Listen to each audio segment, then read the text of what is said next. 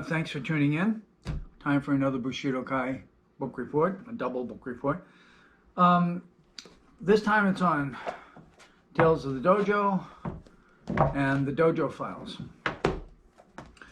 Many years ago I wrote for a magazine called Kick, which became Inside Karate. And among articles, I suggested that they do a series of a column, which would be a series of stories, which I called Tales of the Dojo. Later, another editor renamed it the Dojo Files. And the idea was that I would try to tell true stories. I say try to tell. I told true stories, but they were pastiche true stories. Here's what I mean. I would get a story from somebody. I would add it to a story that happened to me. And I would try to create a combination that would show a lesson. So the subtitle of Tales of the Dojo is Life Lessons from the Martial Arts. Let me give you an idea how this worked. I remember coming back from a seminar in Denver. I was in a car in the back seat with two gentlemen from, well, I think one was from New York, the other was from New Jersey. And we were actually talking about Spanish.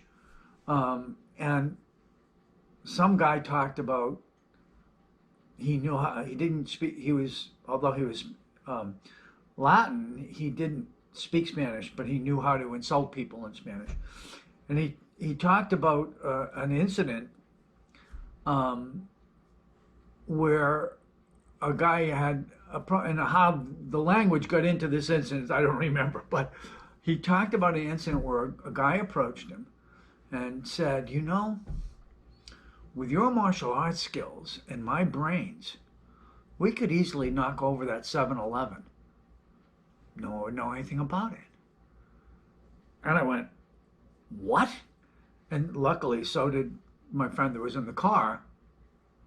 And I said to him, and we were telling the story of the third person who was Puerto Rican in origin, came from New York, and spoke Spanish.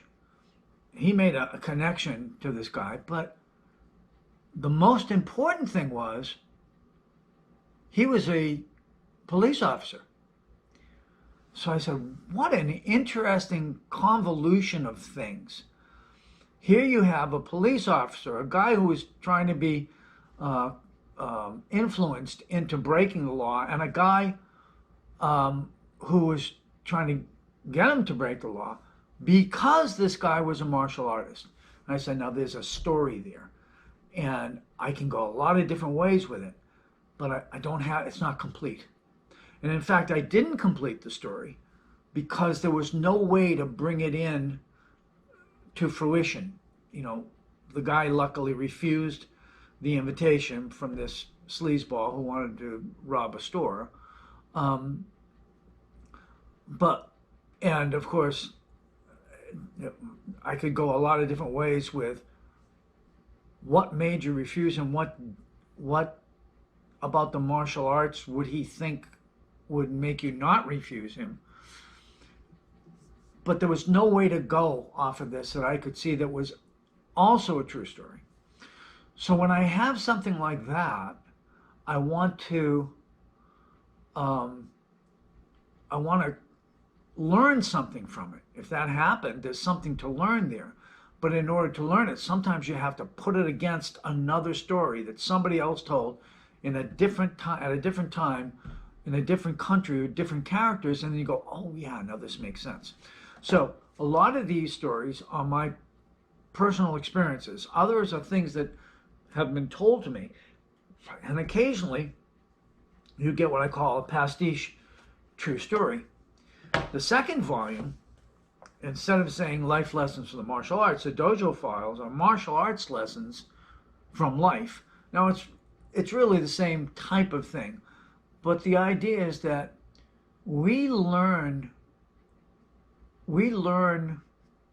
lessons that we don't know we're going to learn because we didn't study our martial arts for that reason, to learn that lesson. And yet the lesson happens to us. We learn about different types of people in the martial arts. Well, you didn't study the martial arts in order to go to a seminar in which there's 15 different types of people. But you'll learn things about different types of people, different areas of the country, different styles, different methods of approaching teaching. And there's so much to learn there that you never thought you would learn by studying martial arts. And the other thing is that the lessons you've learned in life often unconsciously affect how you teach and study martial arts. So I thought I would tell you a little bit about it. So if you go online and look for Tales of the Dojo, Dojo's Files, I think you'll enjoy the stories. They're all short. They're all maybe 2-3 pages tops. Easy to read, fun, and I hope educational. Thanks for listening. Hope you enjoy it.